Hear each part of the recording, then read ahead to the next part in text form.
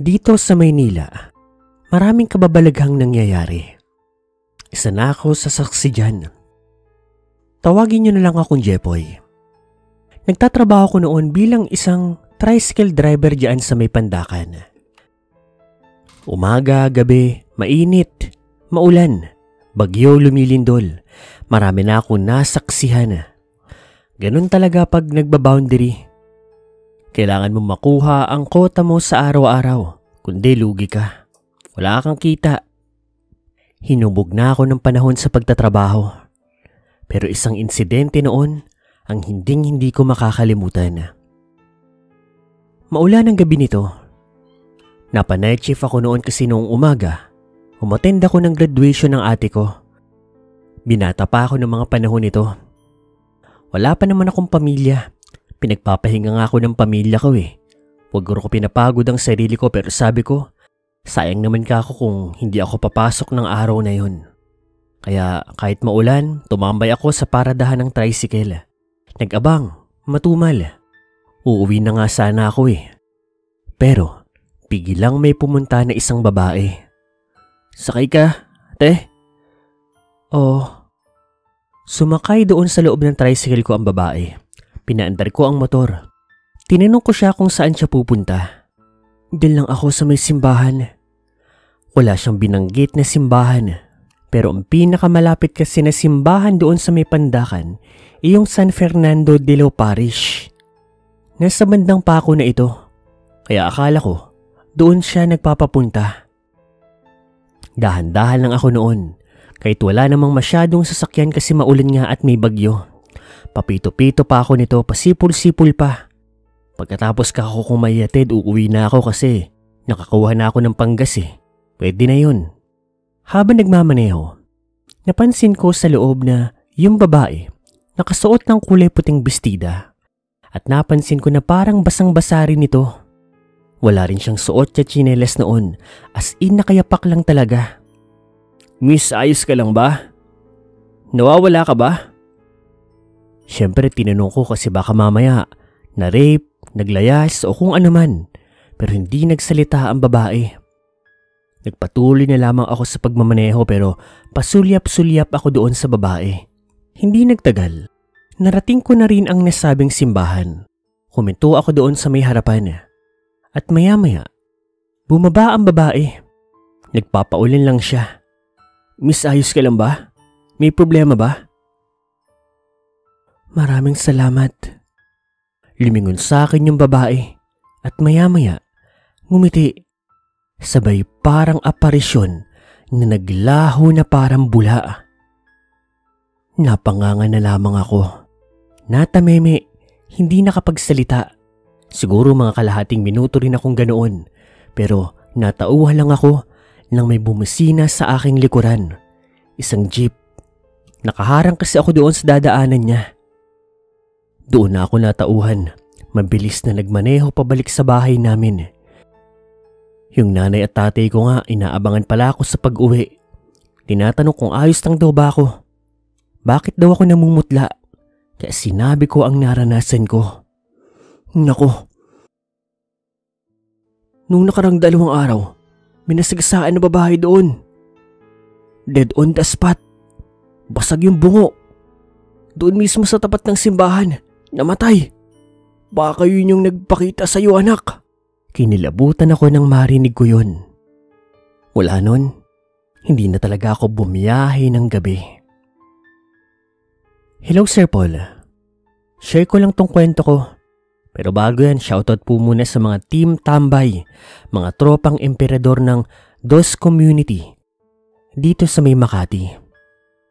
Nangyari po ito noong nakatira pa ako sa may Maynila. Diyan banda sa may Malate.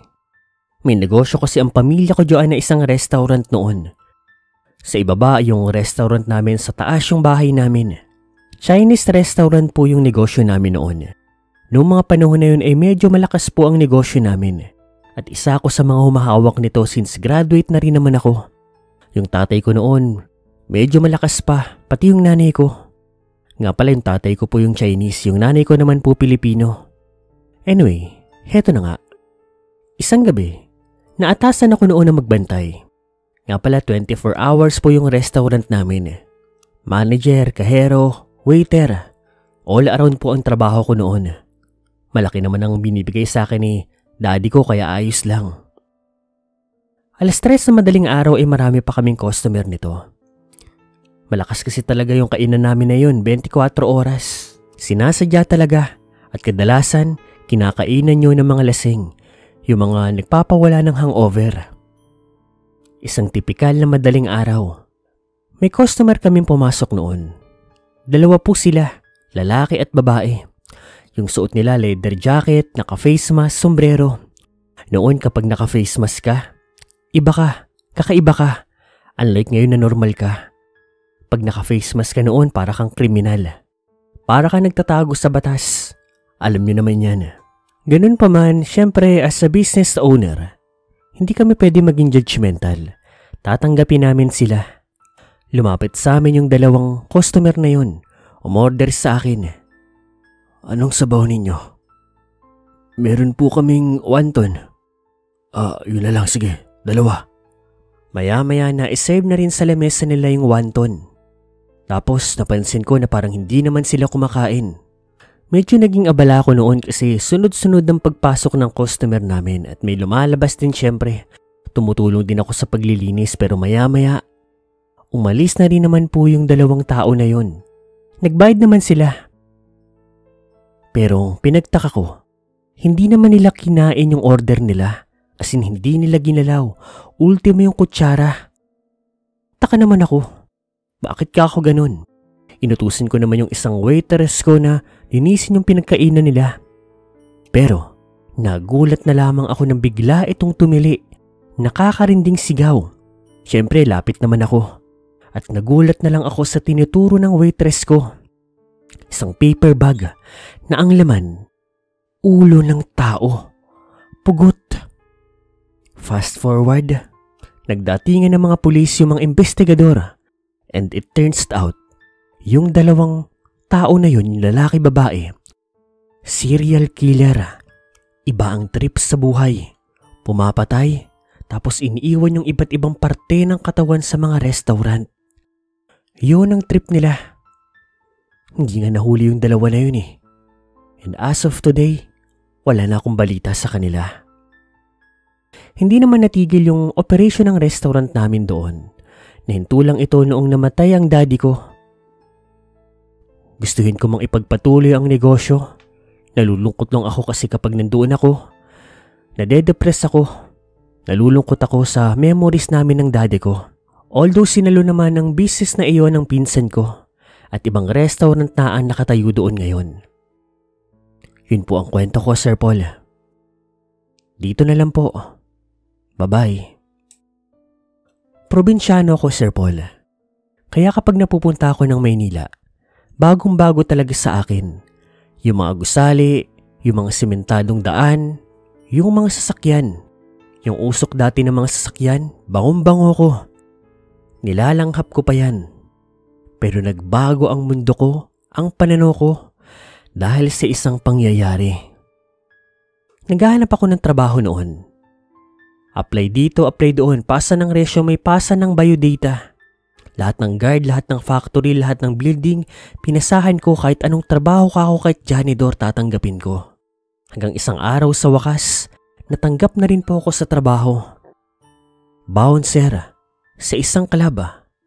Malaki kasi ang pangangatawan ko kaya hindi ko na tinanggihan. At sa ulang gabi ko, yun na rin ang huli ko. Paano ba naman? Nung may nag-away na dalawang lalaki doon sa loob ng bar, talagang nagkagulo. Pero ang pinakamatindi, yung lalaking nabugbog, yung akala ko noong una talagang walang laban, nagtitimpi lang pala. Nung halos mapatay na siya ng kaaway niya, bigla-bigla ba naman siyang nagbago ng anyo, naging aswang. Taga-kapis ako, Sir Paul, kaya alam ko ang mga aswang pero unang beses ko lang pong makakita ng aswang ng personal. Puro kwento na lang. Kaya talagang gulat na gulat ako noon at takot na takot. Hindi lang pala sa probinsya ang mga aswang. Doon din pala. Pagka-transform ng aswang, takbuhan kaming lahat. Di ko na alam kung ano nangyari. Kung pinatay ba nung aswang yung kaaway niya, kung nanggulo pa ba siya o kung ano pa kasi ako tumakbo na eh. Hindi na ako bumalik. Kinuha ko na lang yung gamit ko noon tapos walang pasapasabi, resign na. Bahala na sila. Uwi ako sa probinsya namin. Nagbukid na lang ako. Swerte. Nakapasok ako sa magandang kumpanya dito sa may Iloilo. Kailanman, hindi na bumalik pa ng Maynila.